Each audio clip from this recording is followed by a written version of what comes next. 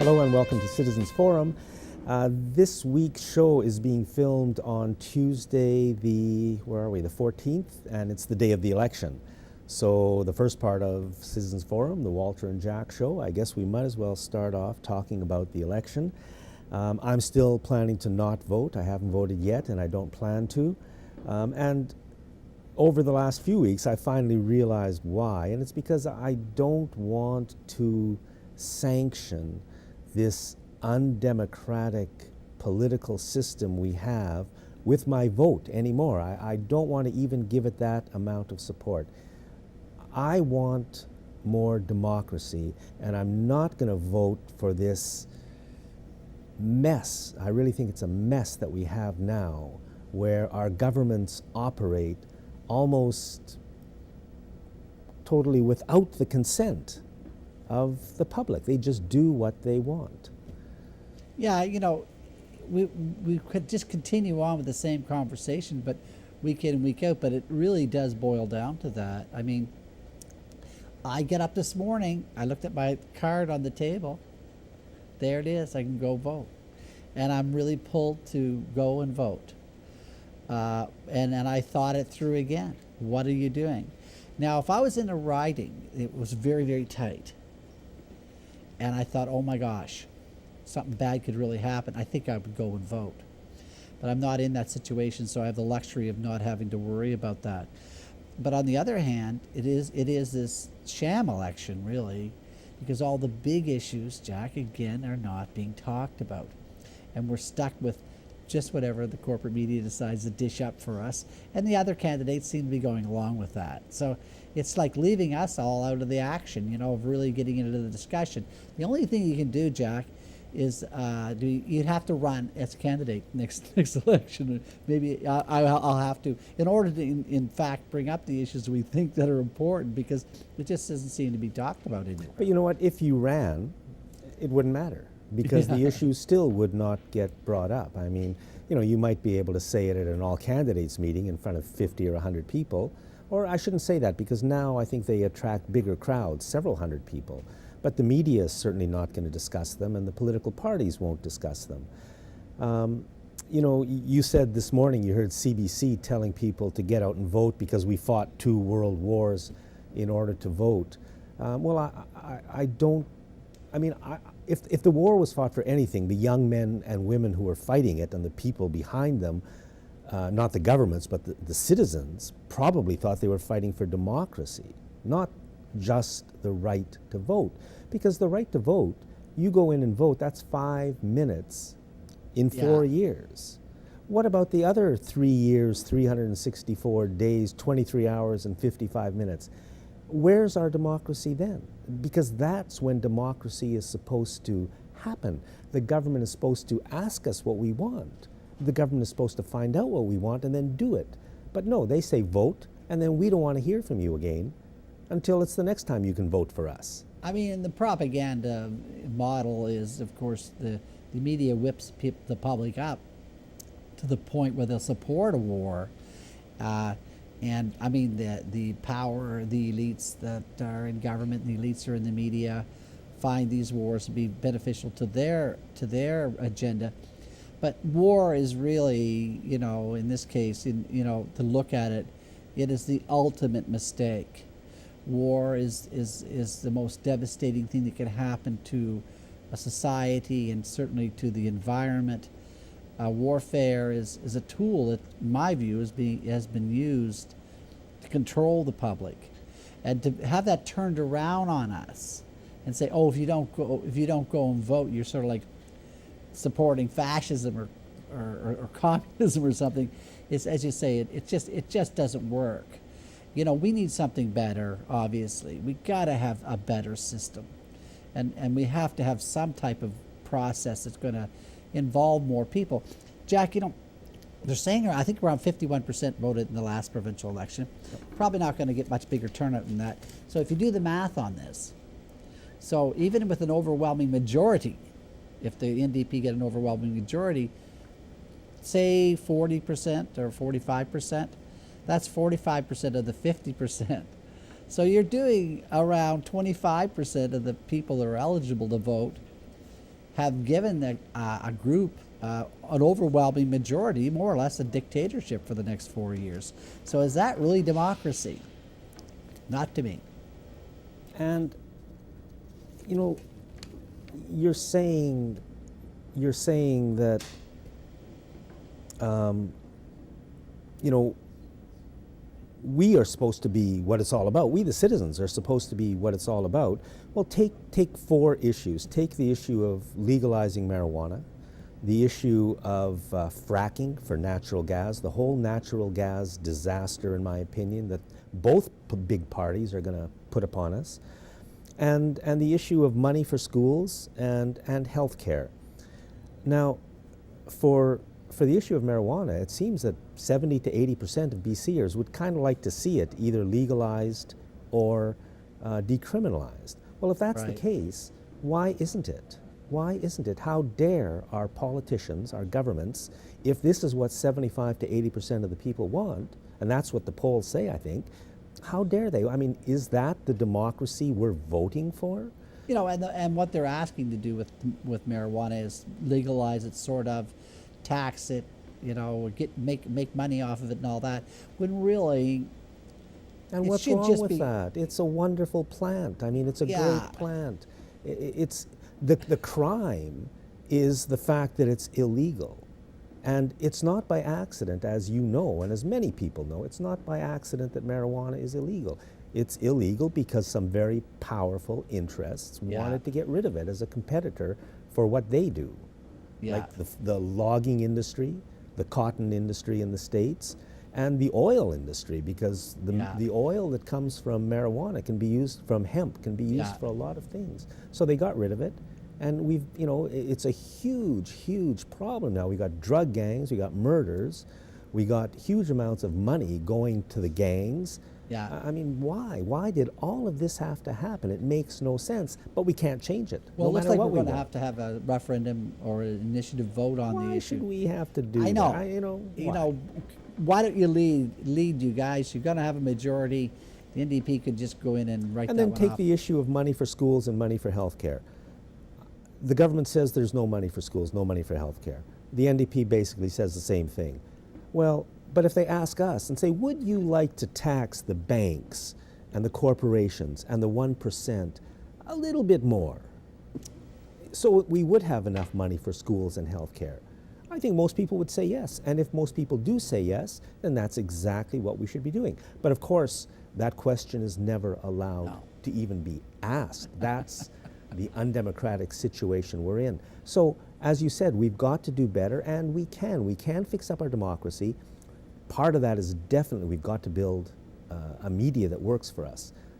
We've got, as citizens, as BCers, as the people who live here, we've got to put more focus on that.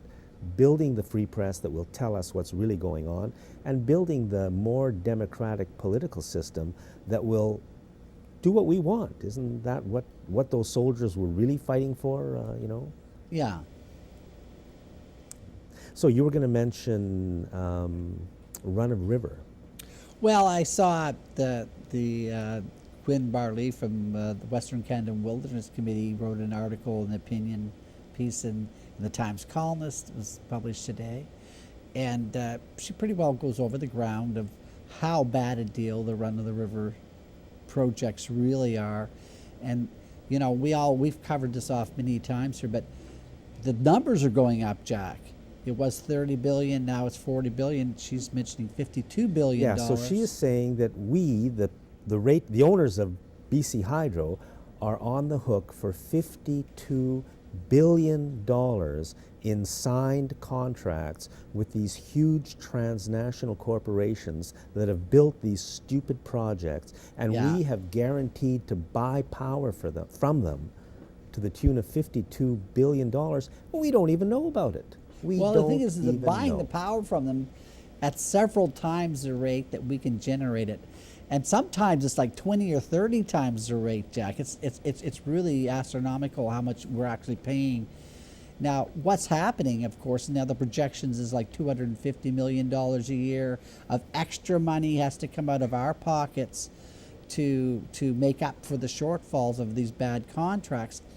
But that seems to be going up every time I hear it. Every 6 months it seems to be going higher. Now, that $250 million has to come out of somewhere. And I mentioned to you before, to me, that's where the smart meter scenario really fits in with the time of use billing. They're going to be able to make this as complicated as possible. And it's going to be our fault if we want to cook our dinner at 6 o'clock in the evening, like we've done for our whole lives. We're now supposed to eat at 2 o'clock in the morning in order to keep our power bill down. And it'll be our fault if we use energy at that time. But the problem is that, of course, there's no energy shortage anytime.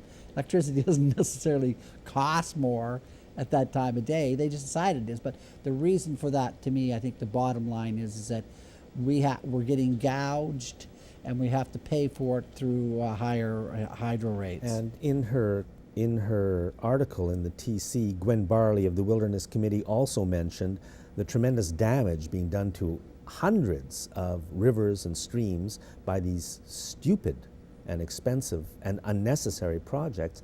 And I think she also mentioned the issue of the privatization of BC Hydro. I think she mentioned that, I'm not sure. Well, it all seems to be going down that road because in the end, Hydro is bankrupt. We're going to be finding out about that. It'll take a few years. I think they want to drive it into the hole so far there's no chance of reviving it. And then they'll split it up and sell it off to their friends. And the NDP can wash their hands of it all, saying it all happened under the Liberal regime. But really what should happen is all those contracts should be reviewed very, very carefully. And when it's so blatantly obvious that these were signed with poor faith or whatever you want to call it on the government side, we just have to say, no, we're not going to honor those contracts. It's just you've gone too far.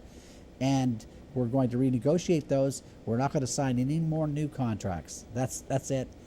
You'd have to have a very good reason to sign a new deal with these guys. And the only chance we have of saving ourselves is to get control back of this sector.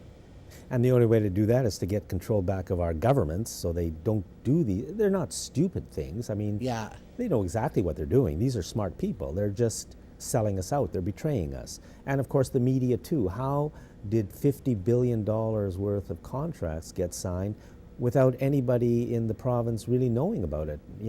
We know more about, look at the coverage they give the NHL, which is very nice, but we know everything about every detail of the NHL, but somehow $50 billion in contracts that we are now expected to pay for never quite gets a mention. It's just not worthy of being in the news, and we get stuck with it over and over again. Salt. I was watching CBC a couple of nights ago, I think, and they were talking about the fact that Canadians are just eating too much salt. It's the whole health issue. The problem is processed foods. They put large amounts of salt in lots of the processed foods we eat. And there's no regulations. The government refuses to regulate it. That's Mr. Harper. Thank you very much. They refuse to regulate it. They are putting voluntary requests into the corporations to do less. It's not an issue for most people. We never hear about it. We never see it. We don't think about it. But Marketplace on CBC did this story, and they tested several dozen people in a few different groups. A hockey team, junior hockey team, a swimming group, and I think a grade 11 class somewhere. And the numbers were terrible. They were frightening, the amount of salt in our diets. Because, salt, if you eat too much of it, causes problems. Yeah. So at least tell us, make it an issue so we start looking. But no, the media won't do that. And the corporations, well, they don't want to change because, interestingly, in Europe, they put less in the same products because they do have standards there. But here, they just shovel it in. And from my understanding about salt too is that it's more or less like an industrial byproduct than anything else here in the way they manufacture or make salt. Whereas, say, if you use a more natural salt like sea salt that has a lot more minerals and a much more natural form. You are absolutely right. It's an industrial product. Even our salt, they've just screwed up. Because that's the way the corporations make the most money. going in wrong directions. So what's your prediction for the election? We're filming this on the Tuesday of the election, election day. So by the time this shows, the results will all be in. Well, I mean, if you set aside a few of the biased polls, and I don't follow it that closely, but I think it's pretty well moved along as I think I thought. Originally, I think the NDP is going to have a majority, quite a strong majority government. There may be one or two Greens elected. There's a chance, I think, in Oak Bay.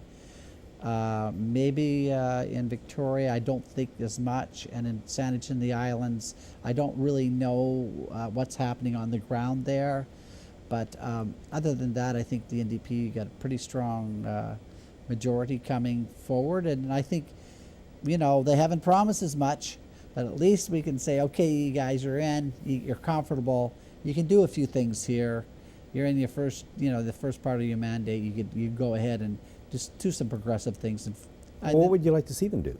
Well, with the smart meter issue, of course, they should just simply change the wording in section in the Clean Energy Act and allow for no cost opt out for people. So people can opt out, but also more importantly, you've said this before on the show, that they just don't have to turn them on. So the whole health issue That's right. gets, so we've got new meters, but they're not transmitting, and so the whole health issue then. Well, how about being scientific, Jack?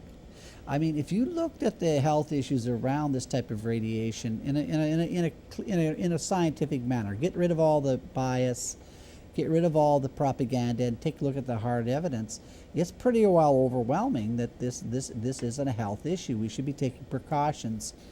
We're not hearing that from the NDP, certainly not from our health officials. So there has to be a culture shift there. But now's the time to do it. I mean, the evidence is very, very strong. I think they could move in. I would like to see the NDP do that. I'd like to see them raise taxes back up to where they were 10 years ago, especially on the top 2 or 3% of income earners and on the corporations. This would bring in, I would say, at least $3 billion extra a year. We could cut MSP premiums. That's a very regressive payment that really hurts a lot of people. We could get rid of that, and we could do a lot of positive things. I'd also like to see the NDP, and I don't think they're going to do anything really. I'd like to see them immediately protect virtually all old growth forests, say no fracking, which means the end to the LNG thing, and let's start really the NDP should set up a citizens' assembly on democratic reform in British Columbia and find out what we, the people, want, and then do that. I don't care what Adrian Dix wants. I don't care what any of them want. Find out what we want and move us in those directions. Yeah, the whole fracking thing again is like get the scientists really involved here and take a look at the real environmental impact. It's a nightmare. It's an environmental nightmare. Yeah, get rid of the propaganda. And I don't know why they're dancing on that one, and why they're thinking that that's a great idea. There's no economic model for frack gas either. It just doesn't make any sense. Let's talk about bullying. We've only got about 4 minutes left. Bullying. There was something in the paper, a couple of bullying stories in the paper recently, and I think one of the reasons that bullying, there's so much of it that sort of goes on, is because even though the people at the top pretend that they're concerned, and I'm not talking about the real concerned citizens and individuals, I think at the very top, at the corporation level, and the big business level, and the industrial level, and the political level, they are bullies. And therefore, they support bullying. And bullying has to be allowed right down into the bottom level of our society, because if we can stop bullying individually, the local bully can be stopped by the forces of justice, and then it would mean maybe that we as citizens could stop the corporations when they do some of the terrible bullying things that they do constantly. And that can't be allowed. So, the bullying, we're going to stop it, we're going to fight it. I think at the highest levels it's just a pretense, because it never seems to change. Well, it's a cultural thing, Jack. It's a hierarchy. It's based upon threats.